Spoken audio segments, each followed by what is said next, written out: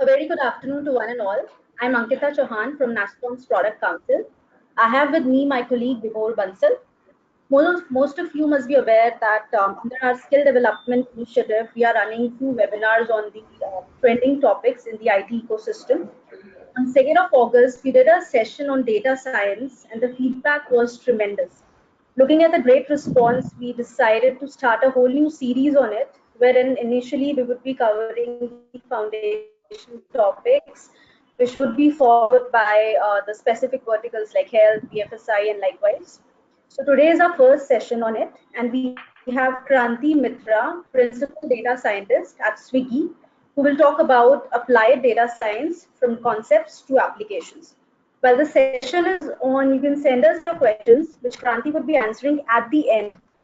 We'll try to answer them keeping the time limit in mind. Before I hand over to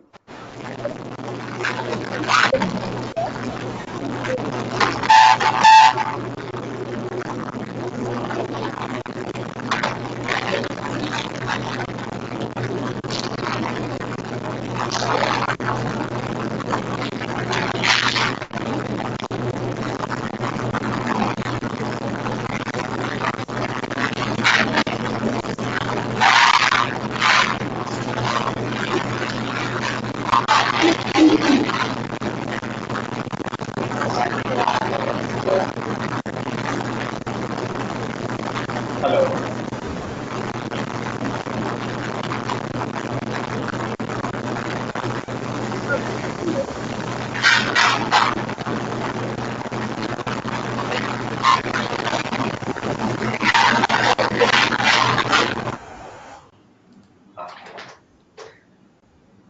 hello.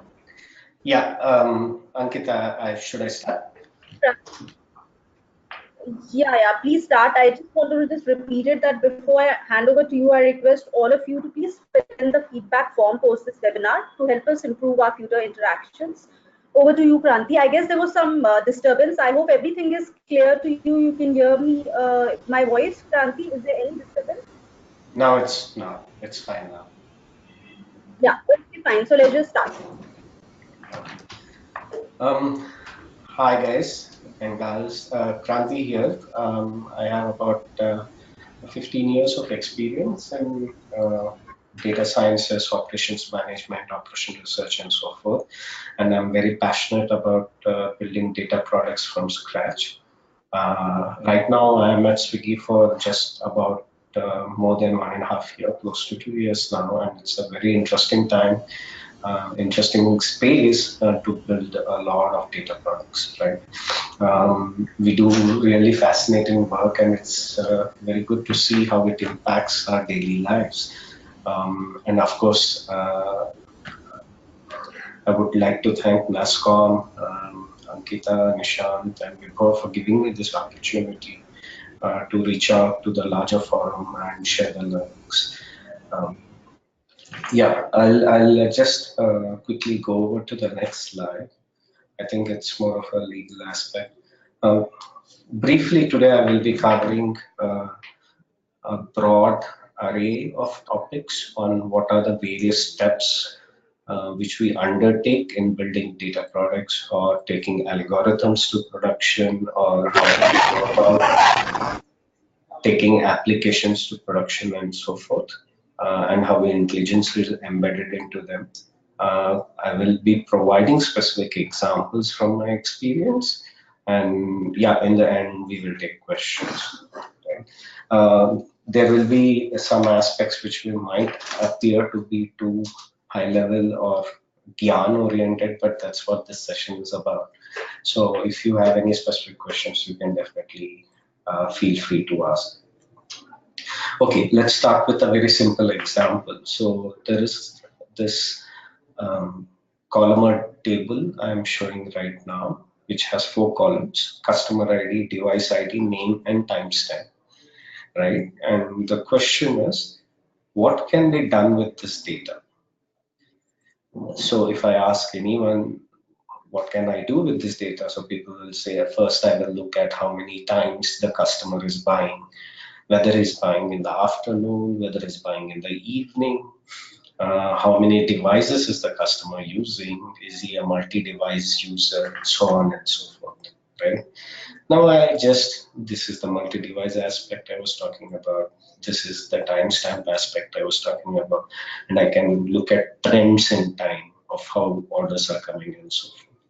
Now I can talk about a correlation between when the customer buys and so forth. If I add little more data, it becomes a little more interesting. Now I have added, let's say, restaurant bill, some location, some areas.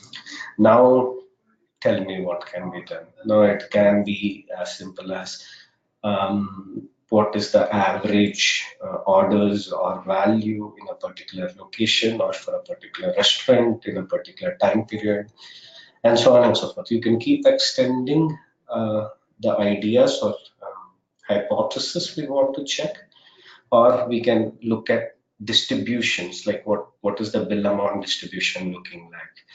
And as and when I add more items, it becomes more and more complicated. Now I added items and I added various times when a delivery boy is assigned, when it is picked up, whether it is delivered or not. So you will see that as the data grows, even the questions you can ask changes. So for example, till the last moment, you would not have even fathomed that one of these orders is not a true order, right? Because it was not delivered and it was cancelled, right? And we should not be considering that, or we should be modeling for it separately, and so on and so forth. So complete data is when we look at a problem to solve for, looking at the complete data in this holistic nature is a good starting point. We should not be looking at specific instances. That's one point I wanted to highlight. And basically, anything you do, you can slice and dice this. Whatever we can think of, it's mostly combining 2 or 3 or 4 columns at a time, right? So a quick recap. What we looked in the previous example is essentially a univariate analysis, where we were talking about the bill, the distributions, the trends in time, so on and so forth, or a bivariate analysis, right, where we were looking at joint distributions, trends, correlations, so on and so forth. And it can go on, right? But that's all it is if we take the approach of human intuition. And this is where data science comes to our rescue. So there is need for a more structured approach, right? And in that's how it helps us take the large data we are collecting right now and convert it into meaningful actions. So the most common things are supervised learning, in which case here we can talk about whether the customer purchased or not, or canceled or not, and we want to learn that. Unsupervised learning, in which case we are just trying to learn certain patterns and see what are the natural patterns existing, and then leverage it somehow. So segmentation is a good use case, clustering is a good use case. Predictions, for example, we have to predict in case of Swiggy how long will it take to deliver a particular order, right? Where the idea is to minimize the error. Is very important, and obviously we have the ranking problems like Netflix and stuff like that. In general, irrespective of the methodology we adopt, right? What is important is patterns are recognized and converted to information, and information to action. Otherwise, no value is added. So finally, there needs to be some outcome out of all the modeling, right? So we'll talk about how we approach the problem backwards from looking at the outcome and then boiling it down to, okay, what is the action we need to take so that the outcome is achieved. This is one particular framework, or just call it a loop, where how ideas are taken to product development, are taken to further intelligent scoping. So let's say somebody comes up, so the ideas can come from anywhere, right? It can come from past experience, it can come from feedback loops of customers who are using the product, it can come from clients, In case of B2B, it can come from sales when they're trying to pitch and look at competition. So the ideas can come from anywhere. But then to take it to the next step is where product manager plays a critical role, right?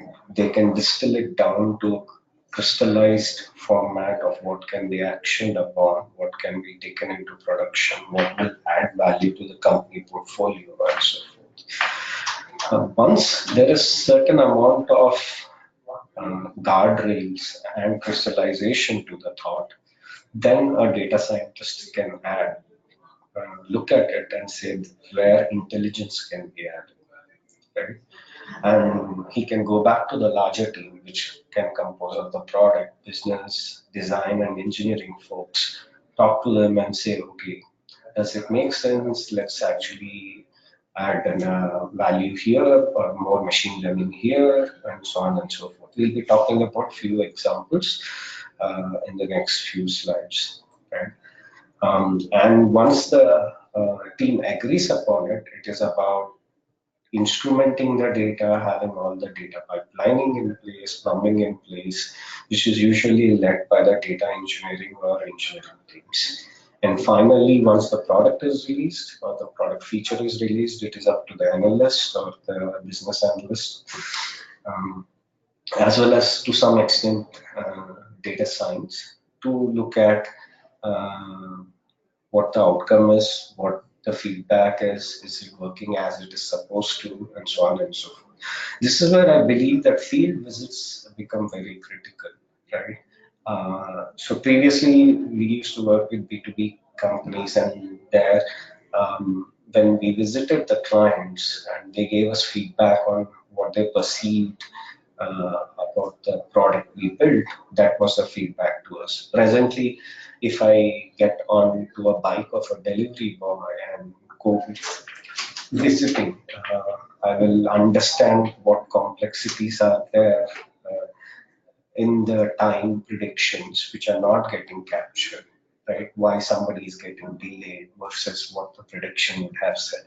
But those are only via field visits, I think we can understand the nuances better. And that will translate into further ideas and the iteration continues, right? So it's a very iterative process of not just building on one idea, but coming up with probably completely new ideas. Uh, so yeah, I'll just move to the next one. But the core is to build a data science culture, right?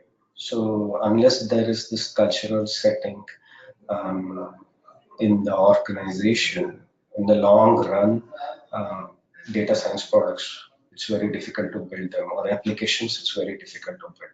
We can do a one-off job, right? But for to be consistently good at um, getting value out of data and giving it back to the customer, the culture has to be inherently built into the system.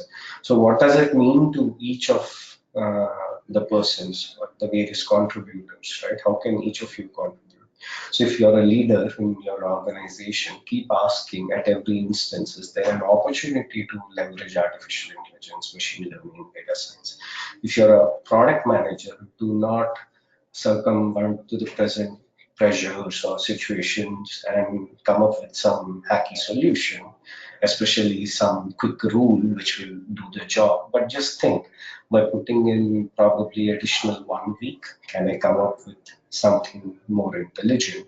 Will it help the organization in the long run? If you're an engineer, hello, okay. If you're an engineer, uh, again, it is about the same thing, asking whether you can make the system you're building more intelligent, as well as whether you're capturing all the data which is possible in the right format. If you're an analyst or a data scientist, the question you have to ask is, we usually tend to complain a lot, but the question is, are we evangelizing the field enough within the organization? Wherever we go, are we asking, probing people with the right set of questions so that they can come up with new ideas? Are we giving them enough data or insights which they can leverage to come up with new ideas and so on and so forth. Data engineer, you should be thinking, is data available in consumable format? As the operations, marketing, or business folks, you should be providing feedback to the data folks, ideas, and support all kinds of new initiatives to make it happen, right? Because this is the path which is going to take you to the next level if you're already not there.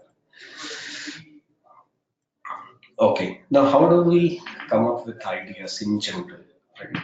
So in my view, there are two ways. One, there is either a need-based way where a customer is asking for something, or uh, board is asking for something, or feedback is saying something, or market is asking for something, and then there is a data view. Okay, so let's look at both on how we come up with these ideas. So let's say we talk about data view. Then if we talk about customer and on the customer behavior we collect in the context of Swiggy, for example, then we can talk about food propensity, that is restaurant propensity, item propensity, profiling by time, sensitivity towards price, targeting aspects, so on and so forth. We can come up with multitude of problems. If we look from what is collected on the delivery side, from a delivery perspective, what data we collect, then we can think about route optimization, when should we stop taking orders, and so on and so forth. If you think about from a contact center perspective and the data being collected there, we can talk about voice of the customer analysis, chat-based analysis, agent performance analysis, skill-based routing, so on and so forth. If you think about restaurant and what data we might in future collect from restaurant via sensors and so on and so forth, then we might talk about inventory planning, supply planning, areas of improvement for them in terms of menus, understanding how they can be benchmarked against their competitors, so on and so forth. In case of a need-based view, it will be a little different, right? So what does the customer need? The customer needs a highly personalized experience, seamless experience, which helps them to explore. So this is different than saying what it is required is to build a food propensity model, right?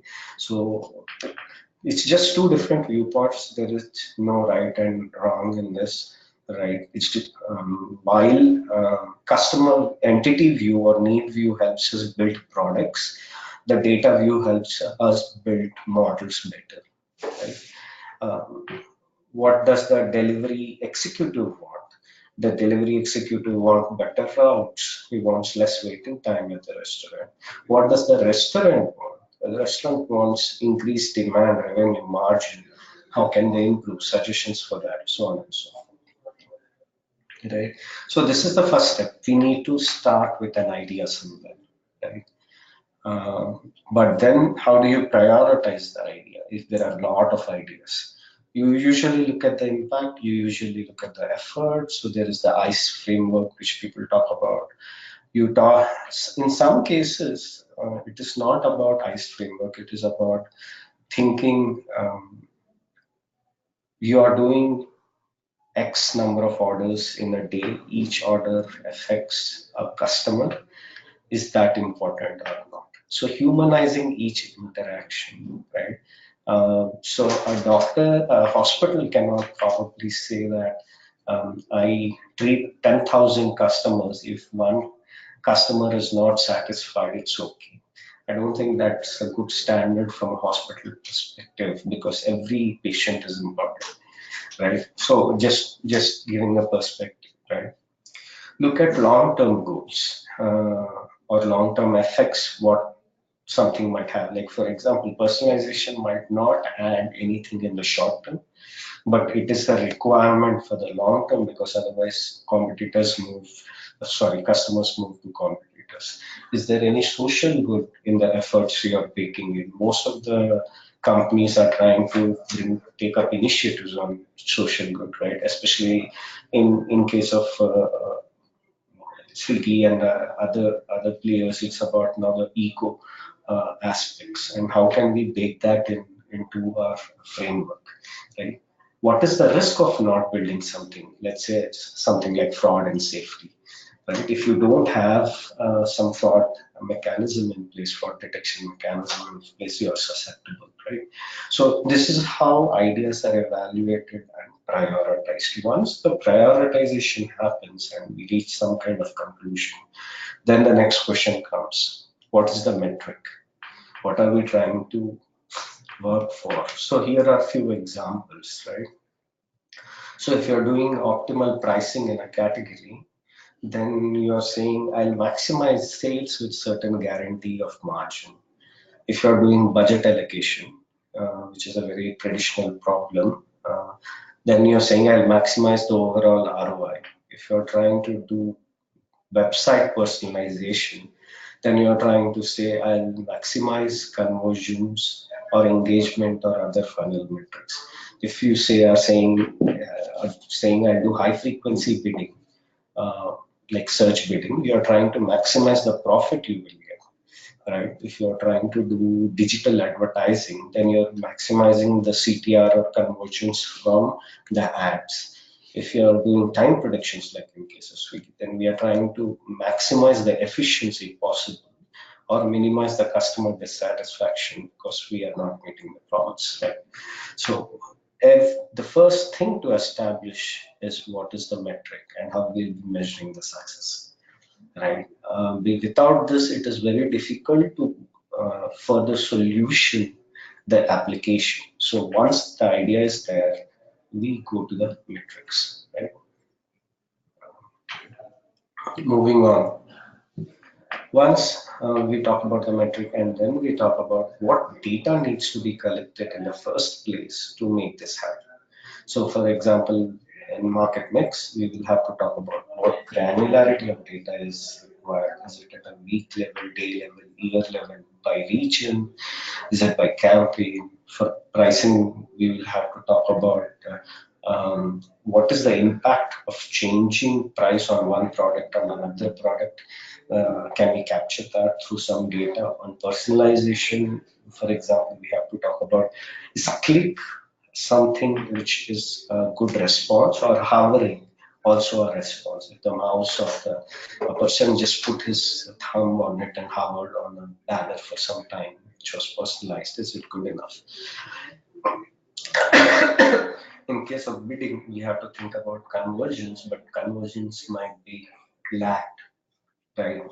So let's say somebody came to a website because of a search, but bought 3 days later or 1 month later, is the conversion still going to be attributed? So that becomes a critical question. And is data going to be instrumented such that lagged conversion can be captured, right? In case of ads, mostly aggregate data is there. Or should landing cart, all these kind of things be considered? So in case of time predictions, which as I was mentioning before, let's say one of the most critical things for us is to predict when will the food be ready, right? So that we can optimize our supply chain, right? So in that case, how can we capture this in the first place? How can we capture when the dish is ready in the kitchen, right? In Indian context, right? That means probably including new systems, new sensors, new kind of approaches to Indian kitchens. Right? So data instrumentation and collection is a big part and of the application, and it's usually neglect. I mean, we forget that data scientists play a critical role because they know what kind of signals are important, or analysts play a critical role. And this is where I think a lot of the inputs need to go in to how do we further enrich data. Then comes, of course, if data is there and data is flowing, then comes data plumbing and pipelining. Have some kind of right pipelining in place, if not at least have dump it somewhere for future usage. There are a huge number of open source options available. Invest in data engineers even before data scientists so that data is collected and it is flowing and it is available to everyone to analyze. empower everyone to leverage data, right? Collect if data can be collected, it should be collected. That's the view I think we should have. Data dictionary and schema registry, all these are necessary evils. I would say if without this, as we scale, things become more and more complex, and it will be very difficult for a new joinee or for anyone to understand what happened in the past. Moving on. Sorry. So we talked about idea, um, prioritizing the idea. Then we talked about how to collect the data, and we talked about data pipelining. And yes, now comes the modeling part. So even before we start more metrics, we talked about metrics also. Even before we start the modeling process, there is questions. Many questions will be arise, right? In case of this last 3 months data reflective of future, or should I be taking only 1 month data? I can't take last year's data because it potentially is not reflective. Is the data going to be available at the time of decision? For example, if I want to use competitor price or GDP in any of the projects, but competitor price is not going to be available at the time of prediction, then we cannot use that in the modeling process. Then there is efforts to merge from different data sources, that is aggregate stats or events, um, to get segments and so on and so forth. Imbalance, if there is imbalance in the data, how do we sample the data? In case of classification, how do we combine data via sample across time? What is the definition of the y variable, or in case of supervised or unsupervised, or predictive variable, sorry, prediction? So, for example, lag purchase in case of high frequency trading is the right response. Consider the right response and not necessarily same conversion, right? And obviously, most importantly, while asking all these questions, we should be thinking about how will the model be productionalized and maintained. That is, once it goes live, when should it be trained again? Will that be automated? Will it be human driven? Will there be triggers for it to be automated? How will that happen? So we'll talk about few of these things in the next few slides. But another view of a prediction system is as follows, right? So a functional view. So I have just given two different views of the prediction system. Now that we know that we have to build a model, we need a prediction system. Prediction system here is just an engine which can do any kind of unsupervised, supervised, or predictive output it gives out, right? Just like let's say Amazon SageMaker's API, right? So the question is, what is being predicted? What is the action, decision, treatment we are going to take based on the prediction? At what cadence and frequency this prediction will happen? Is it based API based? Is it cron based? At what frequency will the model be updated? What are the various variables, features, so on and so forth. This is a functional view, I would say. There is a stage view or a process view. Like what are the input variables? How are they getting transformed? What is the nature of the model? What are in which language it is getting executed? Is it a push or a pull? And what is the output format? Is it a JSON, a contract?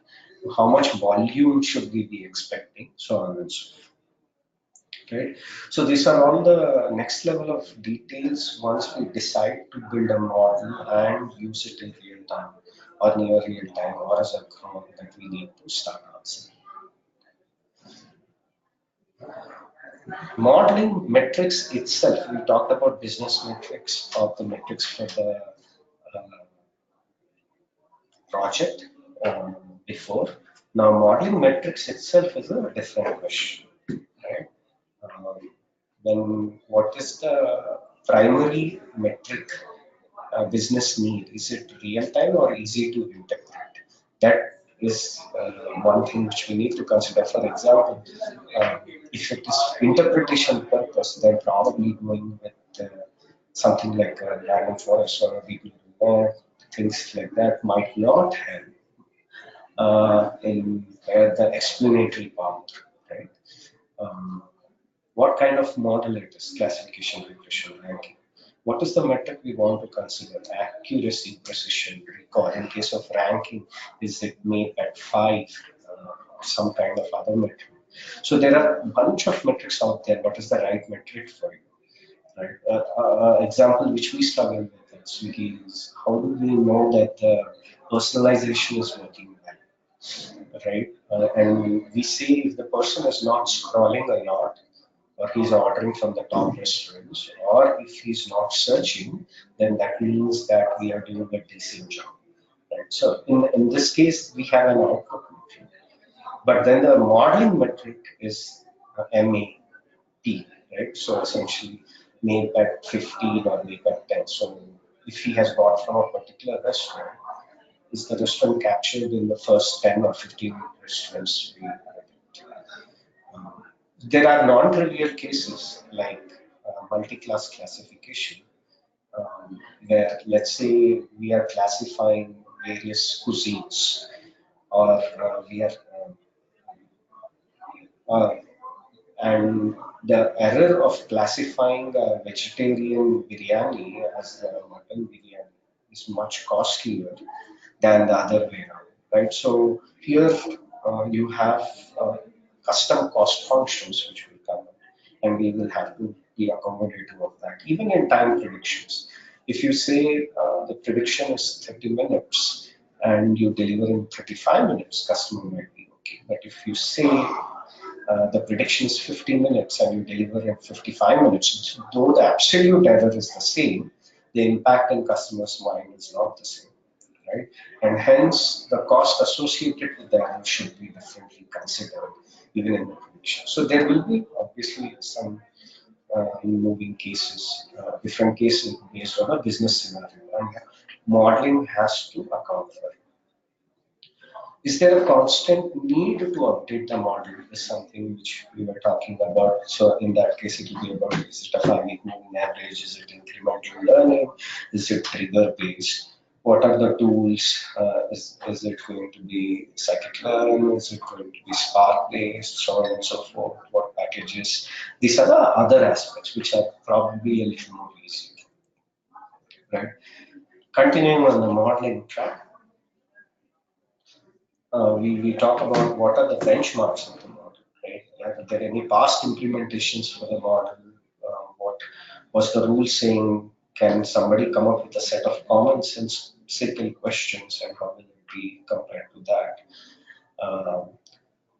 Will models align to the business metrics becomes a very important question, right? Sometimes we might want them to align with the business metrics, but the model performance might not align to business. Model is performing very well, but in the end it fails to deliver business output, and that might be because of design or messaging, or the whole customer journey is not well thought through, right? Is the model going to help change levers at hand, right? This is the most important question. Are we going to take any decisions based on the model output, right? So just some basic aspects of metrics and questions which arise during modeling we talked about. Quickly looking at standard graph here, where as number of features increases, usually your accuracy increases. The tree-based actually catch it much quicker in my experience compared to, let's say, SVM or logistic, and there can be some anomalous behavior in some cases. Various algos, which most of you are aware of, or which are most commonly used. Naive-Bayes, in my view, is a must because it's very simple. It helps understand data, helps benchmark, remove outliers, and so forth. Then we have GBM, which is a lot more robust. Before that, we have random forest. It can be used to quickly understand what is variable important, it runs fast. Obviously, we have to be cautious about overfitting. SVM and logistic, they have their own issues with data sizes, but they are well suited in many cases. And when we need functional forms, there is the generalized linear models. Why do we need functional forms? That's something I'll quickly cover. And obviously, beyond this, we have Bayesian networks, neural networks, deep learning, and so forth. So remember one of the examples we talked about was market mix model. So in that case, we have to understand as I spend money, how the sales will grow and have a functional form to it so that we can do optimization on top of it, right? So wherever there is a need for coming up with a functional form, there first we have a belief system in place.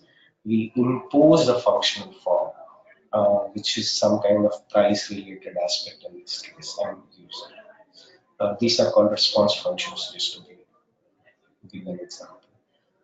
Some set of output contracts, we talked about modeling, and now finally we are now going to the next step, which is the outputs. Output contracts, usually in case of recommendations, it's a personalized list of products to show. In case of Uber, Ola, and so forth, and Swiggy, it is the ETA time to show, right? Um, you can think of a product where it is about the surge in price or discount in price for a specific product in a specific instance and the specific geolocation aspects, right? Potential set of routes and conditions is what Google Maps uses. Relevant set of rank document is what any search gives us. And so it's just that what is the output which is coming out of the box of the algorithms is what we have written. Um, One important aspect which is usually missed is monitoring, alerting, and reporting. So this is a key aspect which I wanted to quickly spend some time on. Monitoring can be very, very basic, but any system which is built with certain intelligence, just like any other engineering system, should have basic metrics in place and they have to be counter based. They can be high, medium, or low priority, but something in place is a requirement. We can have alerts based on stuff like moving averages. We can have models to reduce noise. We can have processes and teams to act when something happens. But having monitoring ability is a must, right?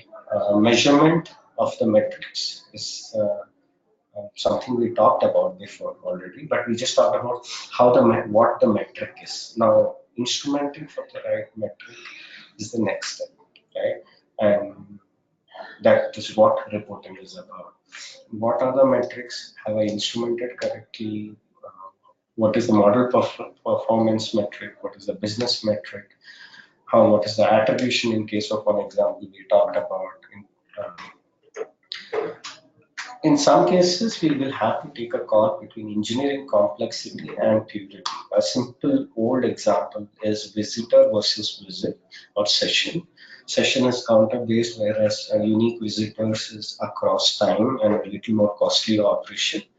Uh, for simple reporting and less engineering complexity, visit can be used. But let's say if you're doing the A/B test or something like that, it is recommended that visitor be used.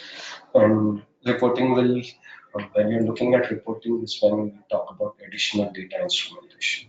Okay? So test and control should be thought about. A/B test should be thought about. Measuring against a random sample should be thought about. Looking at statistical significance in the context of variation should be thought about. These are all aspects which are part of measurement slash reporting. And all this are in the context of taking the intelligent algorithm to production. Okay?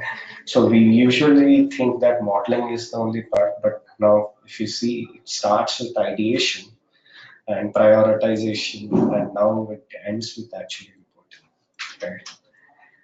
So there are some alternate frameworks which are out there, old ones, right? So you transform the data, you add the data, collect information, you measure the results, you identify business opportunities, and this continues.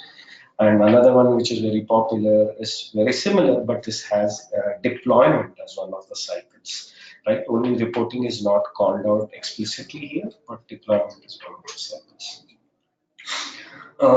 Recently, I had the opportunity to be part of a conference presentation in Anthill this year, and was listening to Dr. Shailesh talk, and I thought some of the learnings from there are apt. So we are now entering into an era where there is huge interplay between models, right? While models can be built separately, uh, not considering the complexity of how they interact with each other now is will create a lot of issues.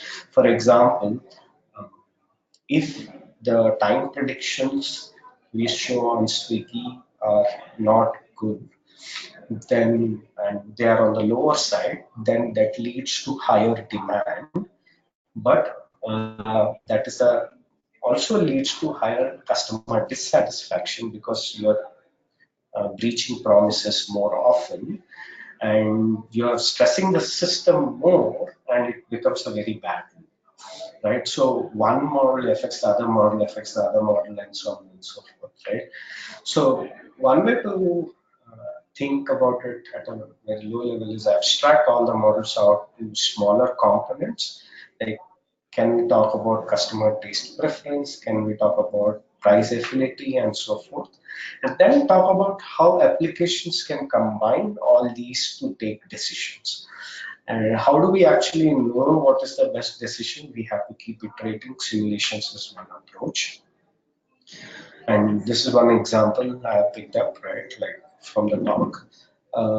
So there are some metrics, there are certain knowledge which we already have, there is certain stimuli data which we can collect, and that will lead to certain stages or states, and that will lead to some kind of response or actions which we can take, which is content personalization, expert personalization, so on and so forth. So it's a loop, right? And multiple models. If you see, there isn't one model. It's the same cycle. There will be three, four models interacting with each other, data being collected and leveraged. So it's a good framework to think about as the complexity of our world increases. Um, so these are the talks I have used as reference. The first one talks about optimization to reporting and so forth. It's from Strata, and the other is from Hillary Mason on building AI products. The other one is what I was mentioning, Dr. Shailesh, and yeah, there is obviously from BTech. The next data science webinar is going to be uh, on 25th on building machine learning models from scratch by Senior Director in Analytics Solution and Data Science Innovation. Mm, But yeah, till then, up for questions.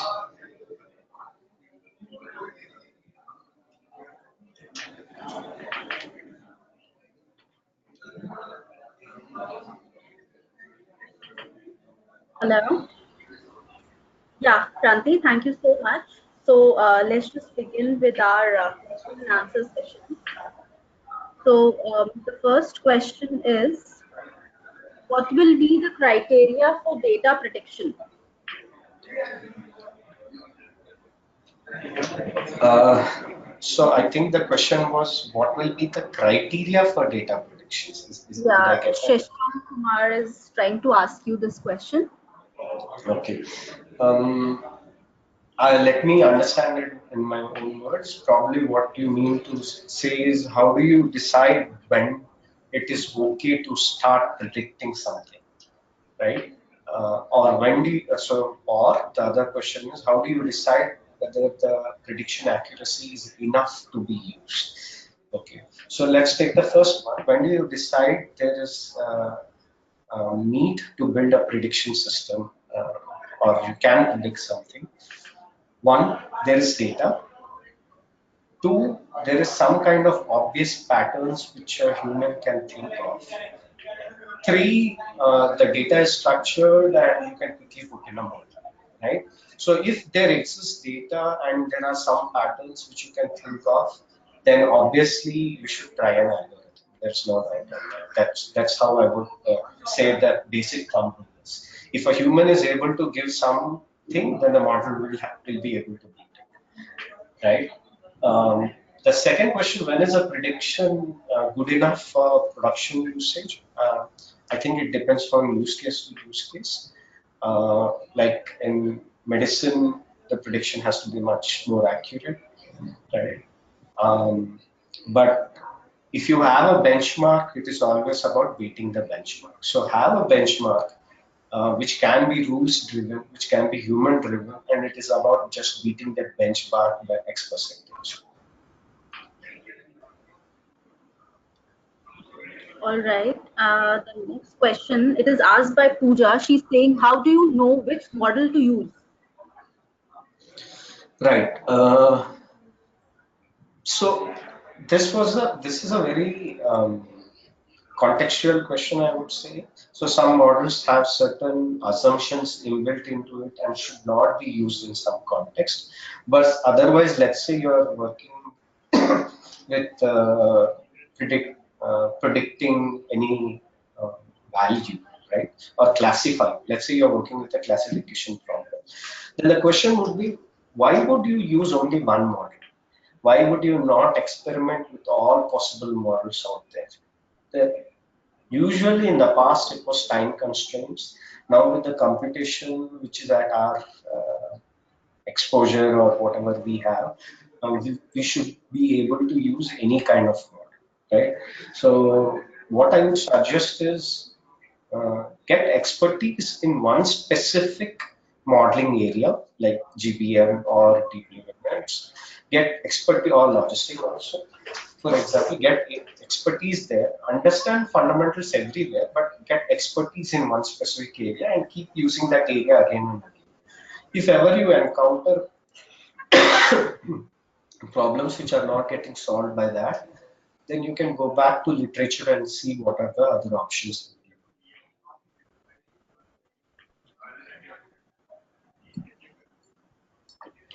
All right. Sachin is asking that which methods you found more suitable for time series forecasting? So in the context of sales forecasting, we found vector-based time series very helpful. In the context of Swiggy, we haven't found time series very helpful right now because the time series is not stable and there is a lot of input variables. So whatever time series models we have tried have not given the best of results, including LSTM. So we are just still in the exploration phase. But yeah, in the past, in sales forecasting and all that, I think vector-based VAR-max is what, if I remember correctly, vector-based representation in SAS, VAR-max is a good option. All right. The another question is by Abhinav. He's saying, from your experience, what incremental benefit does one get by implementing data science ML instead of simple rules based on analytics in case of problems like personalization, PCR, etc.? It's not a fair comparison at all, right? So first of all, the rules will be only as good as the person who is putting them in place, and that person will not be relevant for all eternity in that company, right? So a model is you're replacing a human with a model. Rules are usually from a human, right? So it's just first of all more scalable, more robust, and models can look at all kinds of different patterns which are very difficult to detect on those. So in terms of how much lift is possible, I would say if we are talking in terms of metrics like relevance measured by me, I would say at least 40%. Okay. So the another question is how data mart can be useful in lending system like loan origination, loan management, and loan collection. people have been doing this for ages, right? So once you have a data mart, it is about predicting um, who is more likely to default on a particular loan, who is more likely to pay on time, who is more like so on and so forth, right? But again, this creates a cyclic loop, which is where we have to be very careful about the intertwining of models.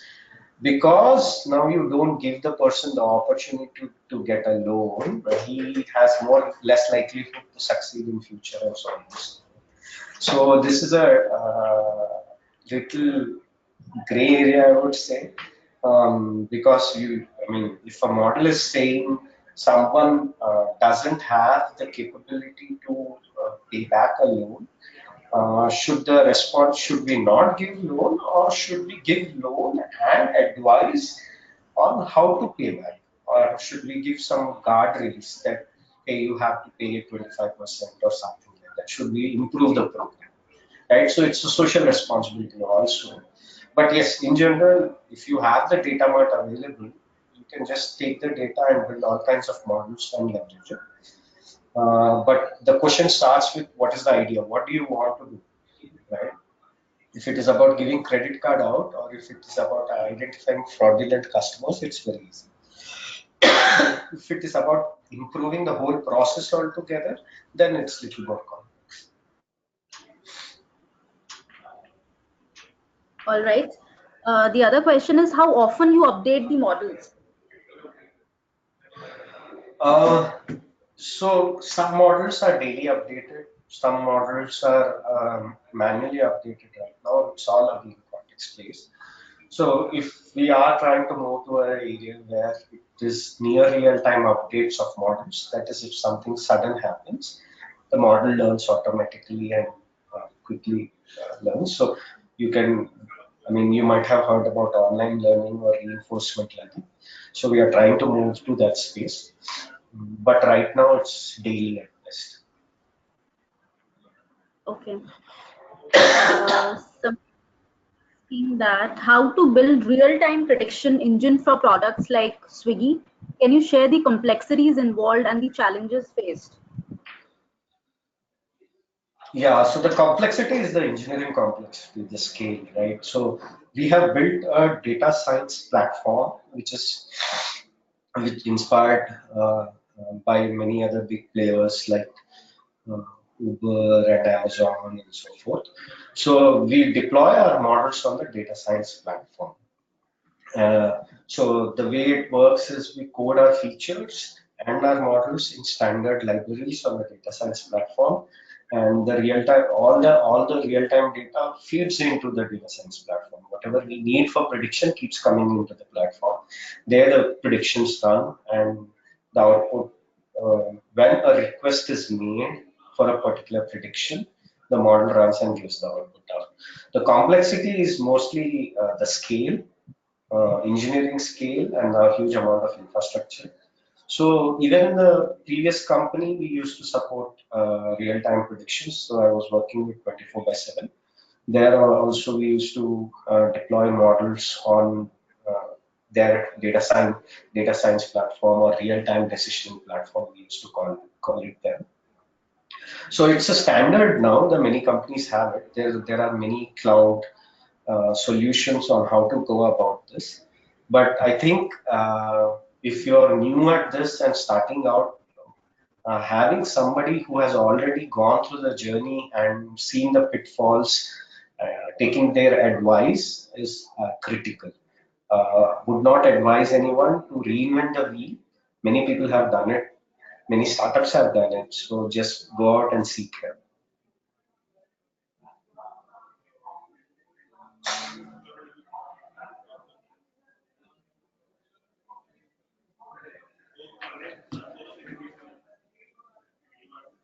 Okay, Hello, Kranti, can you hear me? I can hear you. Yeah. Okay. So the next question is, can we apply data science for product lifestyle management (PLM)? Can we apply data science for product lifecycle management?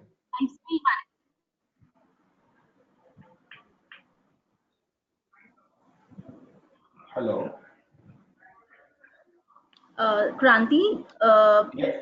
can you hear me? Yeah, I can. Yeah. So did you hear my So, question or shall I repeat it? can you repeat that, please?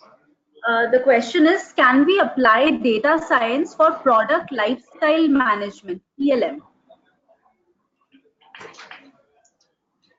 I really don't know what that means. Sorry, so I won't be able to answer that question. Product life cycle management is the first time I'm hearing this term. So I don't know. If it is about more like clothes life cycle or fashion life cycle or any other toy life cycle, things like that, then I think yes, because Mintra Yes. has been applying it and Can so. we apply it? He's asking product life cycle management. Now, now I guess it's clear. So when you're talking about product cycle management, I'm assuming you're referring to actual physical product and its life cycle, right, in the market, and seeing whether it is a matured product already or it is a degraded product or it is on the fly. So where data science can come in handy here is to understand whether the product is set up for success to start with, right? Under what circumstances? So if we have data, for example, let's say you're introducing a new design in the market, right? New clothes in the market. And if you already have all the past data of what designs were successful, then you can say whether the new design is going to be a success or not with certain degree of confidence and what kind of sales it will hit by when and when it will start degrading or becoming a old model, right? So I think that's doable. I'm not sure if the question referred to the same thing. All right. Let's just have this one as a last question. So it is, do you also apply deep learning on time series forecasting? We have tried deep learning on time series data. I won't call it time series forecasting. We have tried deep learning on time series forecasting, but time series data, and it has given us not a lot of additional benefit right now, but we won't give up immediately. So it's work in progress. Okay, let's just have then one more question.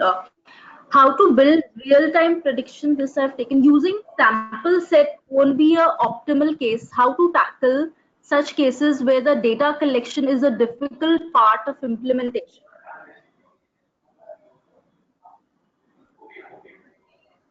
Where data collection is a difficult part of implementation. Um, so I'm assuming you're talking about where getting response from the customers is very difficult because you have to ask them or you have to do a survey. In this case, having unbiased samples to survey from is very critical. So we have to make sure that the data in which the way we are collecting data is unbiased and not biased towards one particular group of customers or so forth. Another option is to look at some proxy metrics which tell us how well the model was, right? So in case of recommendation again, or in case of personalization or websites, we can look at click-through rate. Click-through rate is a good proxy for how good the website was or how good the personalization was. Whereas asking the customer for that information can be costly. Did you like the website? Can be a very costly process. Okay. So let's have this last question by Karan, who is asking that how to approach feature selection during building a model. Very interesting question. I think everyone has their own different way of going about feature selection. Again, the first thing is what is the nature of the model you are building? Is it explanatory or is it predictive? If it is to be predictive in nature, then I think you can throw in as many features as possible without worrying about multicollinearity or robustness and things like that, as far as a certain degree of robustness is maintained, right? However, if you're building for explanatory power, then it is very, very important to look at interaction between variables, remove multicollinearity, think about causality of the variables, and so on and so forth. So I would say most of the work on the services side usually tends to be on the explanatory side. So you have to be very careful with these interaction effects.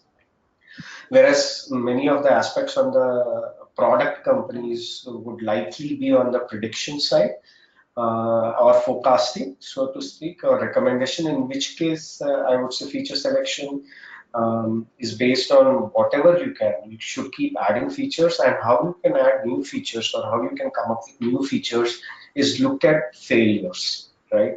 The example I was giving about feedback. So in Swiggy, the data scientists go to the kitchen and understand what's happening. They go with the delivery boys and understand what's happening. There is nothing beating field visits to get good data. Okay. Thank you so much, Kranthi, for your time and for your great presentation. I'm sure the takeaways are interesting and people would have learned a lot about the topic, and it was a first in its series. So now we have another session on September 20th, which is on agile execution, crafting user stories and backlogs at 2:30 to 3:30 p.m. As well, we have another very interesting session on 21st of September, uh, 12 to 1, on why your business needs a digital transformation. So please do log in and register on our website under the events banner. And that's it from our side today. And thank you so much, Kranthi. And it was really a great learning for all of us. Thank you. Thank you. Thank you.